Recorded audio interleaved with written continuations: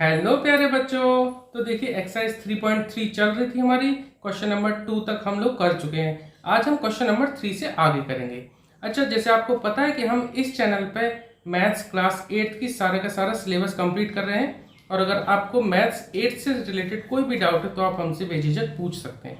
तो देखिए question number 3, can a quadrilateral ABCD be a parallelogram. हमें बताना कि कोई एक क्वाड्रिलेटरल है ABCD, वो एक पैरेललोग्राम हो सकता है। इफ, तो ये फर्स्ट, सेकंड एंड थर्ड, ये तीन पार्ट है। तो हमें ये बताना कि इन तीन कंडीशनों के अकॉर्डिंग ABCD एक पैरेललोग्राम पॉसिबल है या नहीं। तो हमने एक पैरेललोग्राम पहले बना लिया, ABCD हमने इसका नाम दे दिया है। अब इसमें फर्स्ट पार्ट जो पूछा है, एंगल D + B = 180 डिग्री। हमें एक प्रॉपर्टी पता है पैरेललोग्राम की, अपोजिट एंगल होते हैं पैरेललोग्राम में, वो हमेशा इक्वल होते हैं। अब इन दोनों का सम 180 डिग्री, तो क्या ये पॉसिबल है कि इक्वल भी हो और दोनों का सम 180 डिग्री हो? बिल्कुल पॉसिबल है। कैसे? क्योंकि हमें पता है angle B = angle D equal होता ही होता है। इस केस में क्योंकि दोनों का सम 180 डिग्री है, तो दोनों एंगल क्या होंगे? 90-90 होंगे। भाई 90-90 होंगे तभी तो जाके 180 होंगे। अगर एंगल B भी 90 है और D भी 90 है, तो देखो दोनों का सम कितना आ जाएगा? 180 डिग्री आ जाएगा ना। तो ये फर्स्ट कंडीशन पॉसिबल है। तो फर्स्ट का तो आंसर आ गया हमारा यस, ये पॉसिबल है। सेकंड देखते हैं, देखो सेकंड देखते हैं, AB = DC, यानी कि AB ये इक्वल टू DC, यानी अपोजिट साइड। ठीक है, यहां तक तो अच्छी बात है। अपोजिट साइड पैरेललोग्राम में इक्वल होती ही होती है, नहीं तो पैरेललोग्राम नहीं कहलाया जाएगा। AB = DC = 8 सेंटीमीटर, ठीक है। AD = 4 सेंटीमीटर, ठीक है। ये तो हो गया हमारा 8 सेंटीमीटर, और ये भी 8 सेंटीमीटर। AD 8 सेंटीमीटर, AD = 4, यानी ये हमारा 4 सेंटीमीटर, ठीक है, अच्छी बात है। उसके बाद BC = 4.4। अब देखिए BC हमारा अगर 4.4 होता है, ये तो हुआ 4.4 और ये है हमारा 4, यानी BC और AD इक्वल तो है नहीं, क्योंकि यहाँ 4 है, यहाँ 4.4 है, तब ये पैरेललोग्राम नहीं बन सकता। क्यों?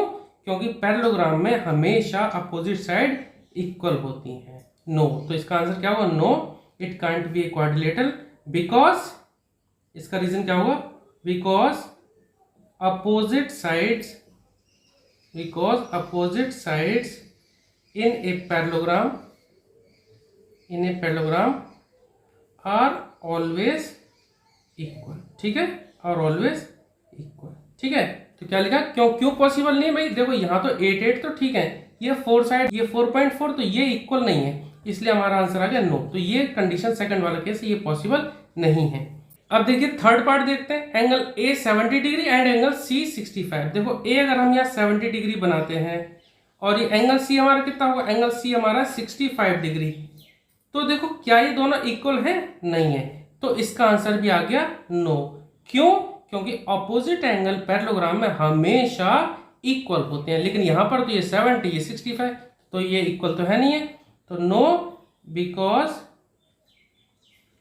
Opposite angle in a parallelogram are always equal, ठीक है। तो ये इसका आंसर हो गया, आर ऑलवेज इक्वल, ठीक है। तो ठीक है, ये क्वेश्चन नंबर 3 हमारा हो गया, ठीक है। नेक्स्ट क्वेश्चन करेंगे। अब देखिए क्वेश्चन नंबर 4 देखते हैं। Draw a rough figure of a quadrilateral that is not a parallelogram. एक क्वाड्रिलेटरल का रफ फिगर बनाना जो कि पैरेललोग्राम नहीं हो, but has exactly 2 opposite angles of equal major. ऐसा हमें क्वाड्रिलेटरल बनाना है जिसके एग्जैक्टली 2 अपोजिट एंगल इक्वल होने चाहिए, ठीक है, वो पैरेललोग्राम नहीं हो। एक काम करते हैं, इसका आंसर पहले तो आप इसका आंसर जान लो। इसका आंसर है हमारा काइट, ठीक है। काइट ही एक ऐसा क्वाड्रिलेटरल है जिसके अपोजिट एंगल इक्वल होते हैं। तो बना देते हैं, देखो इस तरह से है और ये, ठीक है। थोड़ा सा फिगर बिना स्केल के बनाया, थोड़ा गड़बड़ है, ठीक। जो आप स्केल से बनाओगे तो सही बनेगा, ठीक है। देखो इसमें क्या होता है, ये एंगल और ये एंगल इक्वल होते हैं, ठीक है। ये वाला एंगल और ये एंगल इक्वल होते हैं। नाम दे देता हूं मैं यहाँ पे ABCD, ठीक है। ये काइट है। यहां पर क्या होता है, AB हमारा AD के बराबर है और BC हमारा CD के बराबर है, ठीक है।